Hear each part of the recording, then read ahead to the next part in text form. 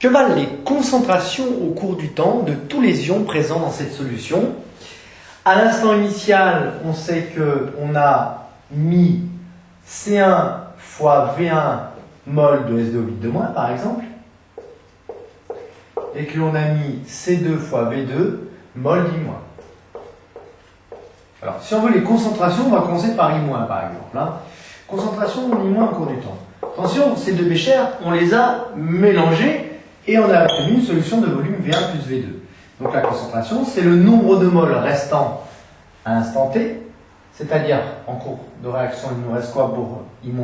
C2 V2 moins 2x de T, donc C2 V2 moins 2x de T, divisé par quoi? Et bien divisé par le volume de solution totale, c'est-à-dire je noterai grand V, hein, V1 plus V2, donc divisé par grand. Voilà pour I- à l'instant T.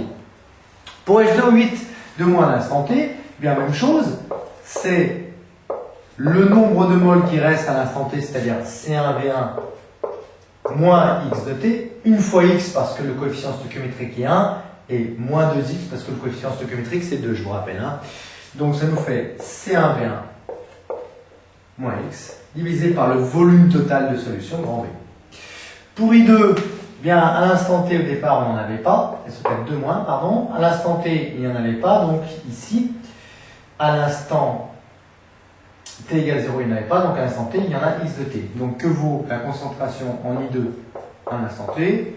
C'est x sur V. Alors, s'il s'agit des ions, évidemment, on ne mettra pas le diode. Pour SO4 à l'instant T, attention, il y a 2x mol qui se sont produits. Donc, SO4 à l'instant T égale à 2x sur le volume total. Il nous reste le dernier, c'est K+, le plus compliqué. Donc attention, K+, est un ion spectateur, c'est-à-dire qu'il ne réagit pas. C'est-à-dire que le nombre de moles initial de K+, bien, il reste toujours avec la même valeur tout au cours de l'expérience.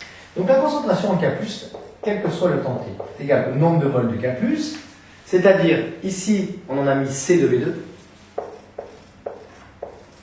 plus le nombre de moles de K+, donné par SO8-. Alors attention, ici, SO8-, 2K+, est obtenu par dissolution de K2SO8, ce qui nous donnerait 2K+, plus SO8-. Ce qui signifie que si ici j'ai une concentration C1, eh bien ça va donner 2 C1 et C1 ici, 2 fois C1 parce qu'on a le chiffre 2 devant K+. Hein. Donc, le nombre de moles apportés par cette solution en K+, vaut donc 2 fois C1V1, divisé par le volume total, c'est-à-dire grand V. Voilà pour la concentration en K+, quel que soit l'instant T, puisque K+, est un ion spectateur.